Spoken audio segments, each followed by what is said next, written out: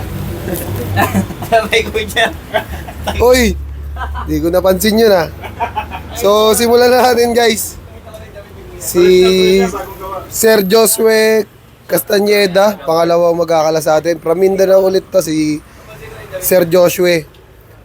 Nagtitraining sila sa The New Orleans Training Center. Marikina sila nasa guys. Batch 2. Yan.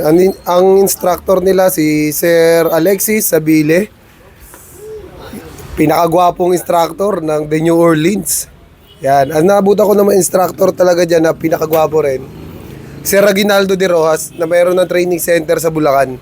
So sa lahat ng malapit sa Bulacan guys, pwede rin kayong mag inquire kay Sir Reginaldo de Rojas.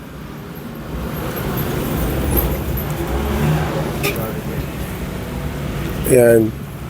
Hindi pa napapasyal sa atin dito si Sir Rocky. Pero minsan pupunta siya dito sa Binangonan pag napasyal dito si Sir Rocky.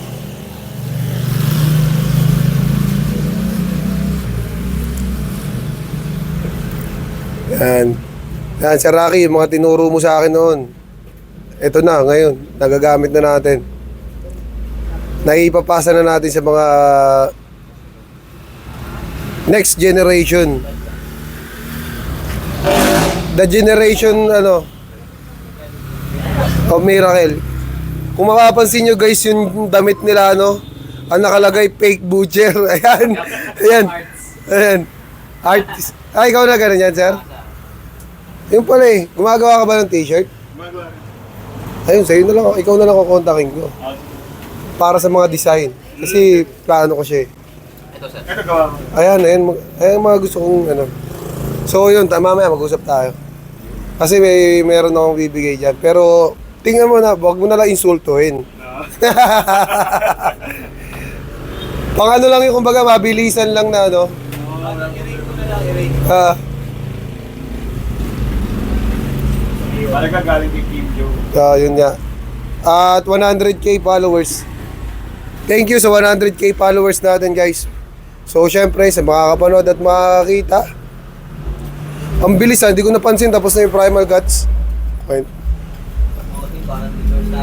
Parang di nga first timer. Mukhang marami kinakatay sa Mindanao to eh. Sabi niya kasi. Siyempre. Sa first timer, goods na goods yan. Siyempre, kakapanood ng mga video natin, mas nakukuha nila yung standard procedure. Kahit marunong na karamihan, marunong na talaga nagkakatay or nagkakalas ng baboy. Pero pag napanood yung video natin ng standard procedure, mas lalo sila nagkakaroon ng idea. Lalo na yung mga nagkakatay sa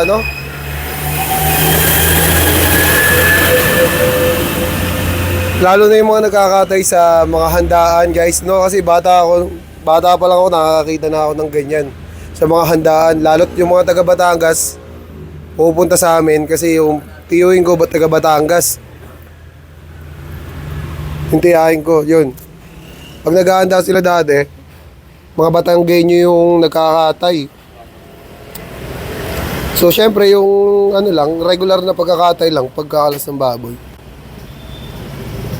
Pag pinapanood ko dati, tuwan-tuwa na ako kasi nakakita ako ng mga ganun. Pero nung nag-aaral ako ng pag-butcher guys, meron pala talaga yung standard procedure nito. Dati kala ko lang papatayin, ibibenta. Pero kailangan mo rin pala talagang aralin. Tapos dun, mas lalo lumawak yung kaalam ako sa pag-butcher. Talaga yung mga nagkakatay ngayon sa handaan, sa piyesta, yan, sa mga kasal na hindi talaga nila ginagawa yung standard procedure. Nung napanood nila yung ginagawa natin dito, na-i-apply na nila ngayon guys.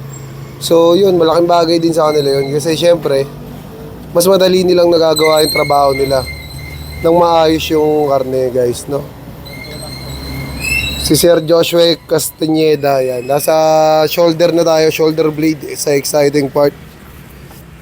So yan, kung mapapansin nyo rito guys, ang dami talaga namin dito. So yan.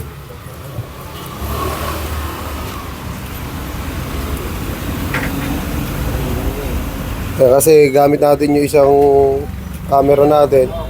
So, guys, ito kami habang nagkakalas ha. Ayan. Kakalas si Sir, ayan, mga idol, no, di ba? Kape. Ayan, kaya habang nagkakape, nanonood sila guys. So, ayan yung batch 2 ng The New Orleans Training Center. Ayan naman si Sir Rex, si Sir Rap, si Boss Kulot. Boss Kulot! Ayan. Sorry sa night. At ayan, si Kano. Ken Kano, ang bago natin kasama. Ayan o, dami namin dito guys o. Diba? Ayan sila. Training Center, The New Orleans.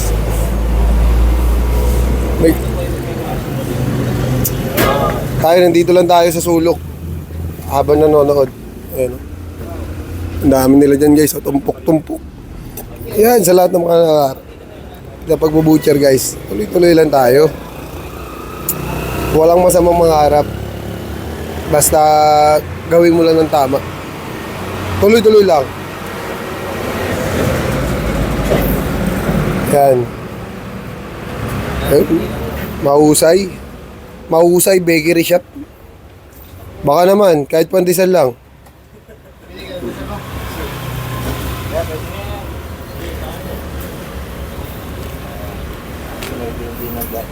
Pwede na sa ayun. Pwede na. Pwede na. Timer yan na, parang binarano na. Oo. Ayan yung first timer na veterano. 6 minutes na. Pwede na first. Timer yan. Ayan. Ito si Idol. Ayaw niya ng gusto niya daw seryoso pero nakangiti. Si Mang hihina siya magdawa. Yan, sa lahat ng mga kapwa nating butcher dyan, sa lahat ng mga veterano, lalo na yung nasa wet market guys, shoutout po sa inyo. Sana i-guide natin yung mga baguhan at yung mga nag-aaral pa lang ang tamang proseso.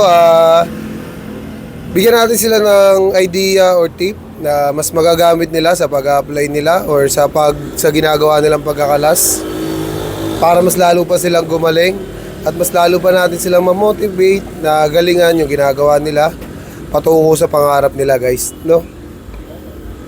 At sa lahat ng mga OFW dyan, sa lahat ng mga tropa natin dyan, yung mga nauna na dyan sa abroad guys, shoutout sa inyo.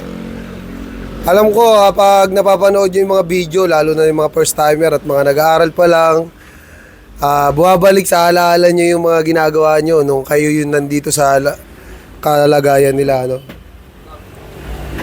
Lagi nyong may isip yan guys. Kaya kung nasan man kayo yung sulok ng mundo ngayon, kung iniisip nyo ang kalungkutan, sila inuumpisahan pa lang nila malungkot. Lagi nyo lang isipin yung pangarap nyo kung bakit nyo sinimulan yan. At kung nasan kayo ngayon, dapat proud kayo kasi syempre marami nangangarap na makapunta ng abroad. Alam naman natin kung gaano yung kalakaran dyan, kung paano yung pasahod. Alam niyo naman, pag nasa abroad, lahat ng galaw dyan, bayad. Dito kasi sa Pilipinas, 8 oras, pero tatrabahuin mo ng 12 oras. Tapos, ang sahod mo, 350. OTY pa. Diba? Pag butcher pa naman dito, baliktad. Yan. Ang butcher kasi dito guys sa Pilipinas talaga masyadong maliit yung tingin sa atin dito no. Pero enjoy lang natin no kasi sabi nga nila kapag walang ambag wag mo na lang pansinin. Basta tuloy-tuloy lang tayo sa pangarap. Yung mga bashers, yung mga negative people, hindi na natin maiiwasan yan. Kahit gawin natin ng maayos, maganda, gumawa ka ng maayos at maganda, may masasabi yan. Sa mga hindi naman butcher dyan, at sa mga followers natin, na mga makakapanood sa atin, salamat sa inyo guys, kasi kahit nanonood kayo sa amin, kahit hindi kayo butcher. At salamat sa appreciation. isa rin kayo sa mga nakakatulong sa kanila guys. Lalo na pag sinishare nyo yung video nila, marami nakakapanood at marami nai-inspire. Siyempre yung iba dyan, lalo na yung mga tambay lang dati, nag-butcher, yun, milyonaryo na ngayon. Nakakapag-uwi na sila ng limpak-limpak. Di ba? Tambay ka, mauubos yung oras mo, pero di ka kikita. Nag-butcher ka, natuto ka ng skill. Pwede mo gamitin sa business. Di ka magugutom. Matututo ka ba? May inspire mo pa yung mga ibang tambay din, na mga mag-butcher guys. Pagka nakarating ka naman ng abroad, ayun yung joint to. Ito. Ayan, sa taas. Ayan. Pag nakarating ka naman ng abroad guys, sigurado yan. Sa benefits pa lang, panalo ka na.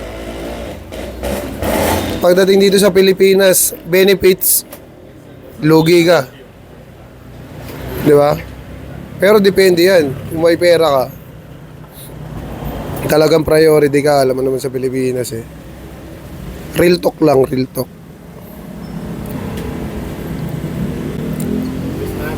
Kung hindi kaya yung financial sa pag-aaral ng kolehiyo, subukan nyo muna pasukin to. Pag-butcher guys. Kapag nakapunta na kayo abroad, pwede nyo na i-continue yung pag-aaral nyo. Kung talagang gusto nyo tapusin yung pag-aaral nyo, di ba? Di ko naman sinasabi huwag kayong mag-aaral. Yung sa hindi lang kaya mag-aral ng kolehiyo. Siyempre, kapos sa financial. So, yun. Patapos na nga pala dito si Sir Josue Castañeda. So, shoutout sa lahat ng mga taga Mindanao dyan. At sa mga hindi pa nakapollow sa atin, follow nyo na rin kami guys. Parami na tayo ng parami. At maraming salamat sa 100k followers natin. And peace out. Kaway! Woo!